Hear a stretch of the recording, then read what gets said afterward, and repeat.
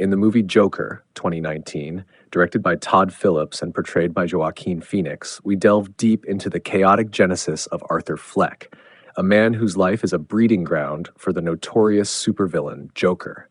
Fleck's journey is a haunting spiral into madness, a chilling portrayal of a man marginalized and broken by society, transforming into an icon of anarchy. Arthur Fleck is a clown for hire and an aspiring stand-up comedian living in Gotham City, a place rife with crime and corruption. Gotham is a powder keg of social inequality and neglect, a city where the rich and powerful tread on the poor and desperate. Fleck, with his gaunt appearance and uncontrollable eerie laughter, a result of a neurological condition, embodies the city's forgotten and mistreated. Living with his ailing mother, Penny, in a dilapidated apartment, Arthur's life is one of isolation and sorrow. His mother's obsession with Thomas Wayne, a billionaire mayoral candidate, adds layers to Arthur's already complex inferiority and identity crisis. She insists Wayne is a benevolent figure who will save Gotham, even claiming Arthur is Wayne's illegitimate son, further muddying Arthur's grasp on his identity. Arthur's descent into madness is accelerated by a series of brutal setbacks. He is fired from his job for bringing a gun into a children's hospital, beaten in the streets by thugs, and learns a dark family secret, that his mother allowed him to be abused as a child, further destabilizing his already fragile psyche. His mental condition worsens, his perception of reality becomes increasingly distorted, and his actions turn violent. The turning point of his transformation into Joker comes during a subway ride when, dressed in his clown makeup, Arthur is harassed by 3 drunken Wayne Enterprises employees.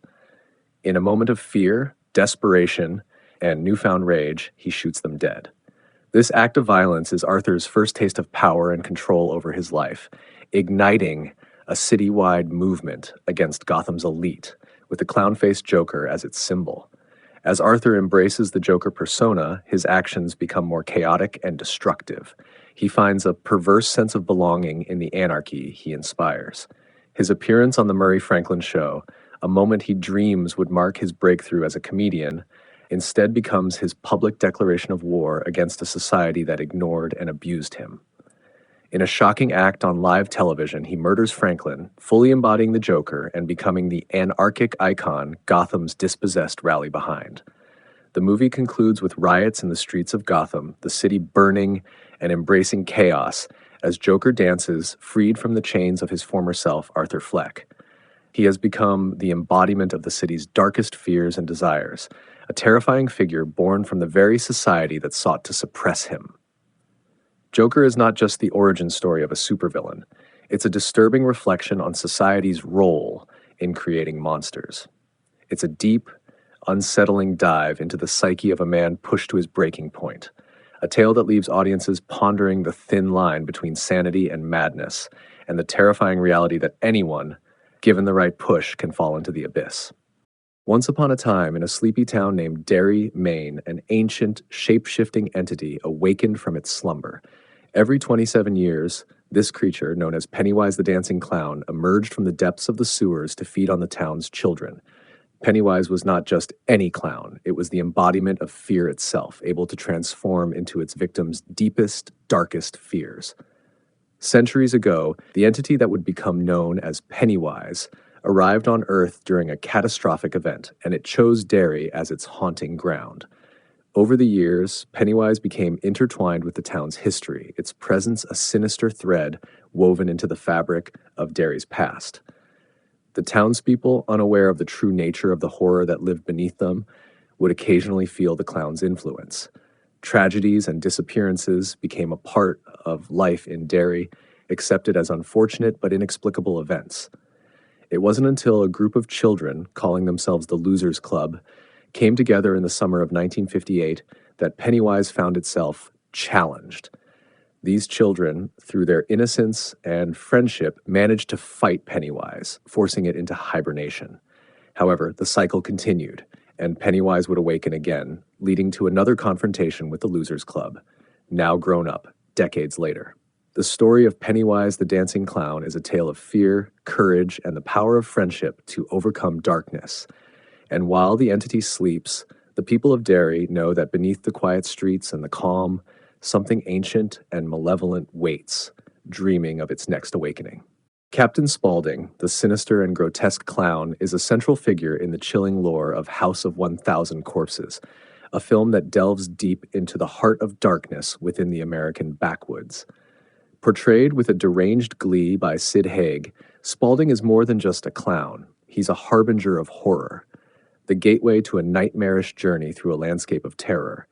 His story begins at the Museum of Monsters and Madmen, a decrepit gas station that doubles as a twisted tourist trap.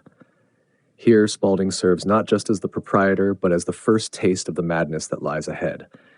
With a facade of eccentricity and crude humor, he lures unsuspecting travelers deeper into the web of horror spun by the Firefly family, a clan of psychopathic killers. Spaulding's past is murky, hinted at being as dark and troubled as the acts he commits. His connection to the Firefly family is more than just thematic. He's deeply entwined in their rituals of murder and mayhem. Spaulding, with his painted face and maniacal laugh, embodies the carnival barker at the gates of hell, inviting the innocent and the curious into a world from which there is little hope of return. His role transcends that of a mere clown.